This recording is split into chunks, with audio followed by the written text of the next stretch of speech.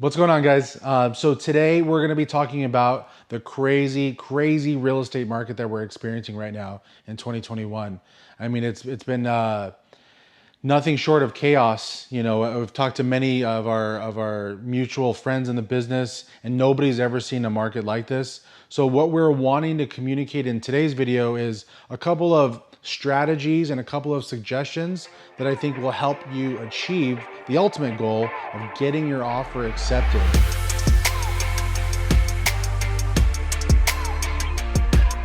Couldn't agree more. By far most insane market I've seen, but you can get an offer accepted. Obviously, with you writing up the offer, you're what the client's depending on, right? But there are some things that I know I can help support you on. One of those being making sure that the loan is rock solid, right? So on other videos, we've talked about what lenders look at: credit, income, assets. If we've reviewed that, we know that the loan is going to go through. I'll tell you, hey, Chris, this one's rock solid. If you feel like it's needed to get the offer accepted, let's get that loan contingency removed to help stand apart. Yep, and so a loan contingency is a clause within the contract that'll allow somebody to back out in the event that they can't qualify for the loan. So what you have to do is pretend that you're the seller, and that if you have a buyer making an offer on your home and they've removed that ability to back out of the contract because they're so confident that they're going to get the loan, you're communicating that strength that the buyer has. And in this market, what we're observing is that the fewer the contingencies, the better. So that goes into the loan, and then that goes into the appraisal, which we'll talk about next. The appraisal is a big one, you guys, because we have prices skyrocketing right now. So if prices are going up and up and up, what we're having trouble with is that, you're approved for, let's just use $500,000, right? And just so to keep the numbers round, let's say you're coming in with $50,000 down, okay? So that's 10% down payment on a $500,000 house. Well, we're seeing offers that are coming in and they're going to 525 or 550, and maybe that house will only appraise for 510, whatever it is, 500.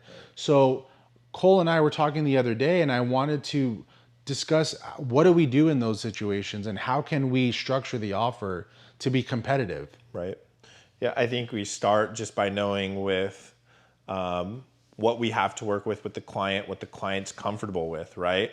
Because if you are removing the appraisal contingency, it means the client's buying the property no matter what it appraises for. So they're relying upon you, to know, hey, this is like worst case scenario. If it goes for 550 sales price, it is gonna appraise for 510 or higher, right? So we know we've got rock solid comps at this purchase price, but we've got to go to this number to get the offer accepted. And then the client gets to make that decision, right? If they really want the house, that's their decision to make. A common misconception, though, is that if I submit the offer at 550 and it appraises for 510, that automatically means that I'm going to be bringing $40,000 more into closing. And that by no means is the case. There are scenarios where that would be the case, but if somebody's putting, 20% down, 10% down, even 5% down, depending on, the purchase price and all that, if they're putting 10% down, the property appraises for, $20,000 less, that loan goes from being a 10% down loan to maybe a 5% down loan or a 3% down loan if the client doesn't want to bring in the money. So they're not bringing any extra funds. The only thing that they do need to be aware about is, hey, maybe the mortgage insurance is going to be a little bit more expensive, in that scenario, because the mortgage insurance on a conventional loan is based off of your credit score, but also your down payment. So if you go from 10% equity to 5% equity, maybe the mortgage insurance goes up by $100. But your mortgage insurance going up by $100 versus you bringing in another $40,000, is a significantly different scenario. And oftentimes the client is assuming if I remove the appraisal contingency, it comes in low by 30 grand. I'm bringing in all 30. And there's been scenarios for me where it's nothing.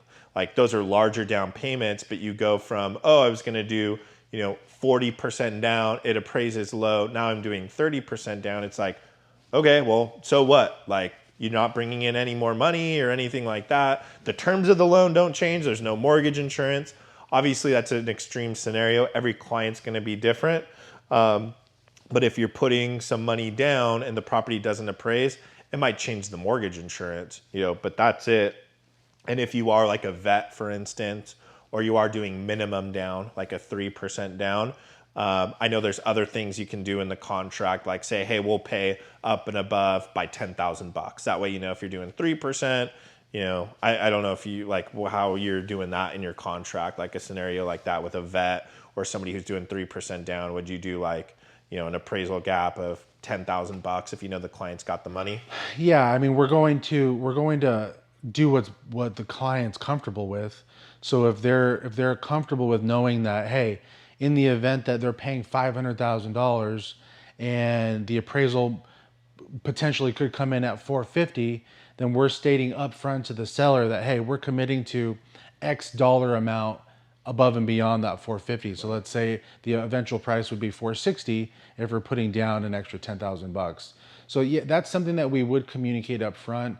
I guess what I'm seeing is that, we're seeing the prices go up so much, and I just want to make sure that people are understanding that there's different ways to strategize through above and beyond just, quite frankly, having an additional chunk of change. And I think that it goes back to who you're working with as a mortgage professional, somebody that's going to sit there and take the time, because unfortunately there's some in the industry that are just, not patient enough or not willing to unpack that enough to guide you through the process. I know one other thing that we're doing right now, or a couple other things that we're doing right now, is just shortening up the close of escrow, right? So if a seller's trying to find a replacement property, being able to close quickly on their departing residents, we're doing 15-day, 17-day closes, which is obviously it's extremely fast, can be stressful, but it's like, hey, if this is what's going to have your offer stand apart and maybe what's necessary. And at the end of the day, it's always the client's decision that they get to make. We educate them on what that means. And then if they're ready to make that decision, move quickly, we do a 15, 17-day close. And then anybody can say that they are going to close quickly, but then we'll back that with offering up a per diem to the seller, right? That I'll pay $200, $250 per day if we don't close on time. And I don't want this to become like an infomercial, but these are real things that sometimes need to be done in order to get an offer accepted and have your offer stand apart. And there's also, I mean, and there's something that I know that we've talked about with, it has to do with closing, right? And you have sellers that maybe they can't get out as fast as we would hope that they would. So the lease back is a thing that I've been observing often within recent negotiations. So what a lease back is that once we're communicating to the seller that we can close fast, however, they're going to expect to stay after the close of escrow. So something that we've done is we've looked at, okay, let's go ahead and close at the beginning of the month for the buyer and then let them skip the payment. Can you talk about how they're able to like skip a payment or how that works? For the person purchasing the property? Yeah, so the way a mortgage works is right now we're in the month of April. If you close in April, your first mortgage payment's not due on May 1st. Your first mortgage payment's due on June 1st, right? So if you close at the beginning of the month, you're going to go, sometimes almost 60 days without a mortgage payment being due. That does have an impact on closing costs by a little bit. And, if you're somebody who's doing this, I'd explain what that means for closing costs. But long story short, yeah, you can go almost 2 full months without a mortgage payment becoming due. And that's where I have a lot of people that are saying, well, Chris, I don't want to pay a double payment. I don't want to rent something or pay on my current rental and also make my mortgage payment. So there's a way around that. And usually when I bring that up, a lot of people are like, I didn't know that. Right. So that'll be a good tool to know when dealing with the leaseback situation with the seller. You guys, we know that was a lot of information. There's a lot of technical stuff in there, but we definitely don't expect you to be the experts because that's what we're here for. Reach out to us. Let's have a conversation about what your situation looks like and how we can help you use those tools that we discussed to, again, help you get the home that you're wanting to get. So don't hesitate to reach out. We'd love to be of service. Thanks so much.